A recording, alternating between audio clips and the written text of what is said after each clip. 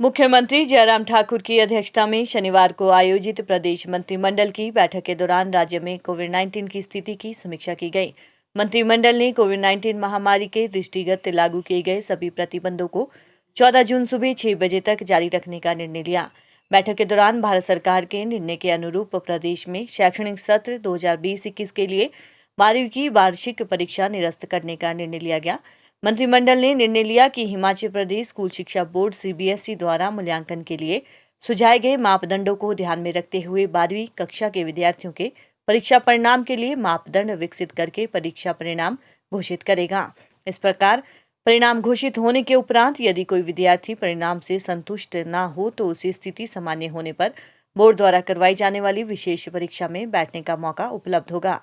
मंत्रिमंडल ने अस्पतालों से होम रिकवरी के लिए डिस्चार्ज किए गए कोविड-19 रोगियों के लिए दूरभाष के माध्यम से परामर्श सुनिश्चित करवाने का निर्णय लिया। बैठक के दौरान निर्णय लिया गया कि स्वास्थ्य विभाग को वैक्सीन निर्माताओं से सीधे तौर पर अधिक वैक्सीन के प्रापण के लिए अन्य विकल्पों पर विचार करना चाहिए। इससे पूर्व मंत्रिमंडल ने मुख्य सचेतक एवं जिला शिमला के जुब्बल कोटखाई विधानसभा क्षेत्र के विधायक नरेंद्र बरागटा के निधन पर शोक प्रस्ताव पारित किया। मंत्रिमंडल ने राज्य में विशेषकर बागवानी क्षेत्र में नरेंद्र बरागटा के योगदान की सराहना की। इस अवसर पर मंत्रिमंडल ने दिवंगत नेता के सम्मान में 2 मिनट का मौन भी रखा। कैबिनेट बैठक को लेकर शिक्षा मंत्री गोविंद सिंह ठाकुर ने विस्तृत जानकारी दी है।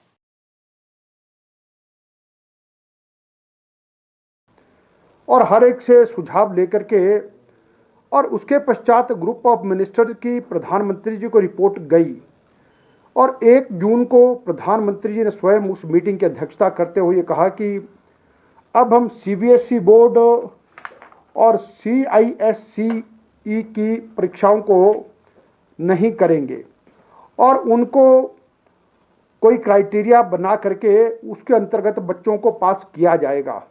और उस विषय पर कैबिनेट में चर्चा हुई तो यहाँ भी कैबिनेट ने उसी बात को लेकर के कहा कि जो जैसा प्रधानमंत्री जी ने ट्वीट किया था कि हमको बच्चों की सेफ्टी ज़्यादा महत्वपूर्ण है और इसलिए +2 की जो परीक्षाएं हैं Himachal Pradesh board of school education की उनको कैंसिल किया गया है और अभी उसका क्या क्राइटेरिया होगा उसको तैयार करेंगे, क्योंकि हिमाचल प्रदेश सरकार भी जैसा सीबीएसई और भारत सरकार के द्वारा आएगा तो उसके आधार पर जो है अपना क्या मानदंड होंगे उसके आधार पर हम उसको आगे करेंगे।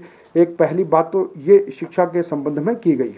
अभी देखिए हिमाचल प्रदेश में मामले कम होना प्रारंभ हुए हैं और स्थिति सामान्य हो और अच्छा सुधार हो ऐसी हम ईश्वर से प्रार्थना करते हैं। और इस सब में यह है कि अभी ये कहा है कि हम 14 जून प्रातःकाल 6 बजे तक जो रिस्ट्रिक्शंस अभी लगी हैं वो सबकी सब भी जारी रहेंगी। अभी उसमें कोई छूट इस प्रकार की प्रदान नहीं की जाएगी।